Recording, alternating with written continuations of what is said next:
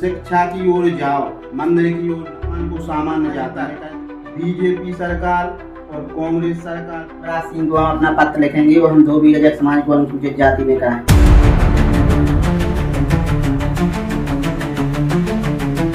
नारायणदास रजक जी के पास जो विश्व रजक संघ के जिला अध्यक्ष हैं और वर्तमान में बहुत ही समाज सेवा का काम करते हैं और इनके जहाँ भी अत्याचार अनाचार हुए भैया वहाँ तत्परता से पहुँच जाते हैं। तो भैया नारायणदास जी से उनका परिचय, भैया कहाँ से हैं और कब से राजनीति की है, तो भैया जी से ही जानेंगे। तो नारायणदास रजक जी, श्रीमान जी कैसे हैं? बहुत बहुत धन्यवाद आपका बुंदेली नेटवर्क में। हम काफ़ी दिनों से राजनीति कर रहे हैं। वैसे तो हम एक सामाजिक कार्यकर्ता हैं और हम धोबी जाति से आते हैं। तो हमारी समाज ने हमें रजक महासंघ का, विश्व रजक महासंघ जिला निवाड़ी का जिला अध्यक्ष बना दिया है। तो हम अपनी समाज के लिए भी काफ़ी दिनों से संघर्ष कर रहे हैं। 2012 में हमने एक अनशन किया था, अनंतकालीन अनशन, भूख हड़ताल पर बैठी थी तहसील में।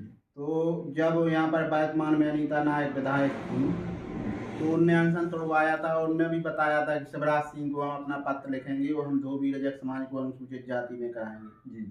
उसके बाद भी कुछ नहीं हुआ। तो फिर एक बार हमारा जिला मुख्यालय जिला निवाड़ी में भी एक अनशन बहुत जोर शोर से चालू हुआ रजक समाज को अनुसूचित जाति में कराने के लिए।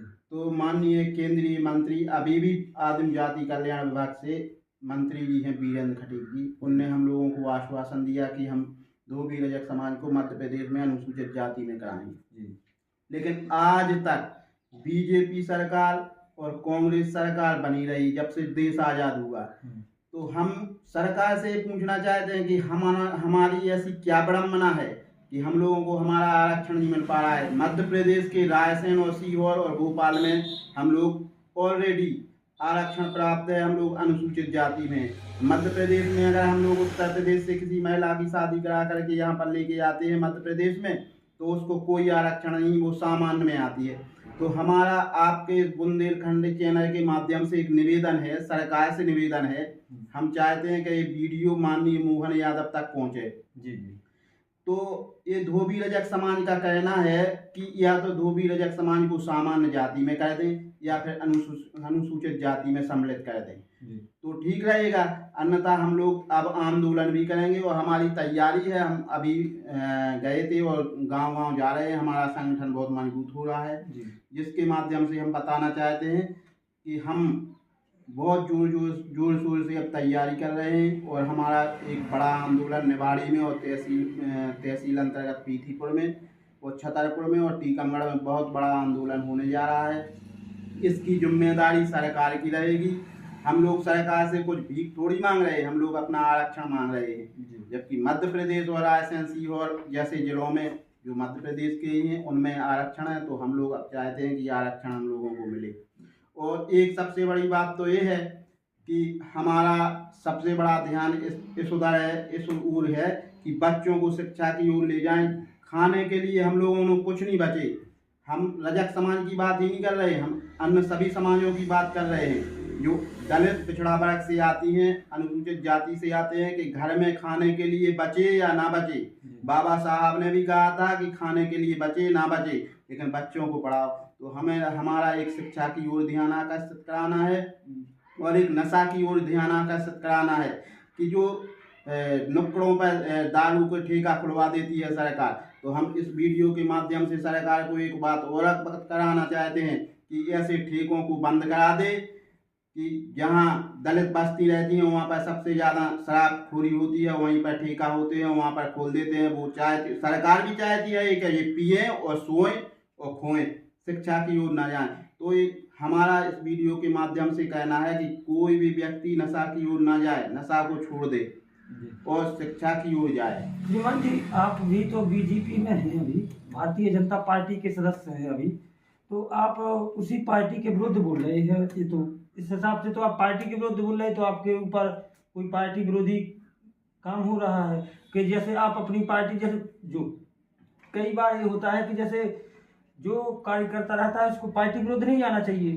तो आप तो अपनी समाज के प्रति भी पार्टी से लड़ने को तैयार हो गए हैं। देखो भैया, पार्टी बाद में है, समाज हमारी सबसे पहला है और समाज को हम लेके चलेंगे।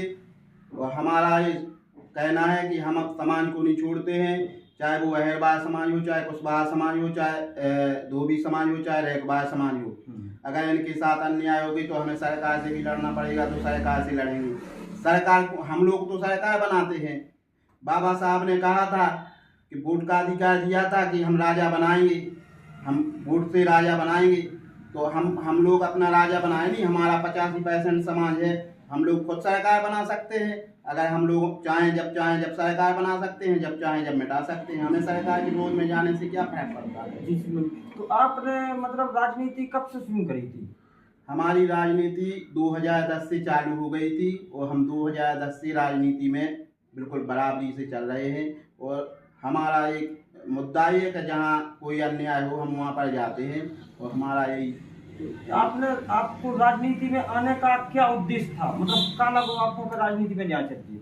देखो भैया, हम राजनीति में नहीं आऊँ चाहते। हमारी शादी भाई और हमारी डिलीवरी भाई सरकारी अस्पताल में बच्चा भाव और वहाँ पर लापरवाही से हमारा बच्चा खत्म हो गया। तो हमें लगा कि हम जैसे लोग जब यहाँ पर परेशान हैं तो सब परेशान होंगे। हमने वही प्रेरणा देखी वहाँ पर कि हम भी परेशान हैं तो यार सब लोग परेशान। तो हमने वहीं से राजनीति चालू कर दी थी कि अस्पताल में ऐसा भ्रष्टाचार हो रहा है। तो हमने उसी दिन से हमने सोच लिया था कि हम भी राजनीति करेंगे, वो आगे बढ़ेंगे, अब किसी को परेशान नहीं होने देंगे।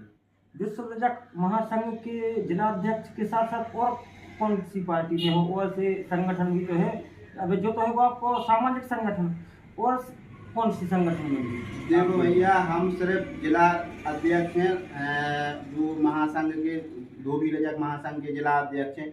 बाकी हमें किसी पार्टी पॉलिटिक्स से मतलब ही नहीं है। जहाँ हमारा कोई होता है वर्चस्व तो हम सामाजिक कार्यकर्ता के रूप में जाते हैं और सामाजिक कार्यकर्ता हैं और रहेंगे।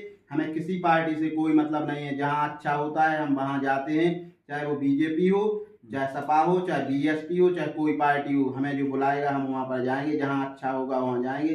गलत का हम हमेशा विरोध करेंगे, गलत के साथ रहेंगे ही नहीं।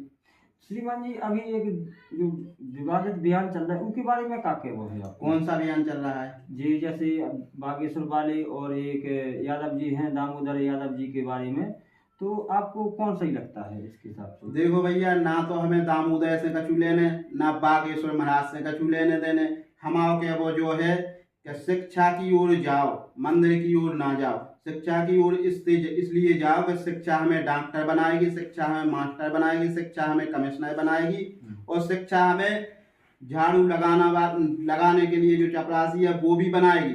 और हम मंदिर में जाके तो चपरासी भी नहीं बन सकते हैं, तो हम मंदिर की ओर क्यों जाएं? हाँ, लेकिन हम मंदिर को मानते हैं, ये आस्था के केंद्र हैं, इन्हें जीवित रहने दो, हमारे घूमने के लिए हैं। हम कहीं भी पर्यटन पर जाएं, घूमें, एंजॉय करें, बस इसलिए है ये। तो श्रीमान जी, आपको हमारे चैनल के माध्यम से जनता को क्या संदेश है? हमारा आपके चैनल से एक ही संदेश है कि शिक्षा की ओर जाएं, नशा मुक्ति की ओर जाएं, समाज की सेवा करें, समाज में अगर कोई कुरीति फैलती है उसको दूर करें और जो शिक्षा की ओर बच्चे जा रहे हैं उनका सम्मान करें, उनके माता पिता का सम्मान करें। अगर बच्चे का सम्मान नहीं कर पा रहे हैं, कोई बच्चा अच्छे नंबर ले आता है तो उसके माता पिता का सम्मान करें ताकि वो पैसा लगा के उसे और अच्छा पढ़ा सके। ठीक है। और जैसे अभी आप जैसे जो काम करते इनमें कठिनाइयों का सामना करना पड़ता है आपको? देखो, कठिनाइयों के लाने तो जो है कि जी को जैसो करने आए सो करे, लेकिन हमें तो अभी तक ना कठिनाई लगी, ना हमको डरा होता है, ना हमें कछु को डराए। हम जो करे सो सही करे, हमें गलत करना ही नहीं, तो हमें डरे का काम को कोनो डरा ही नहीं आता। अच्छा काम करो तो किसी प्रकार का डर नहीं। हमारा काम है सिलाई करते हैं, खेती का काम करते हैं, हम किसी की दलाली पलाली करते नहीं, हमें कोई बिता सकता नहीं।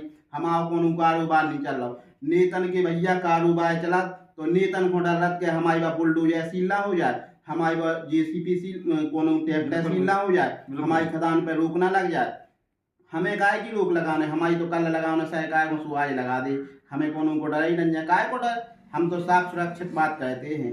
तो नेता अपनी प्रॉपर्टी रखाने के लिए बनते हैं, हम प्रॉपर्टी रखाने के लिए नहीं बने, हम समाज को रखाने के लिए बने हैं।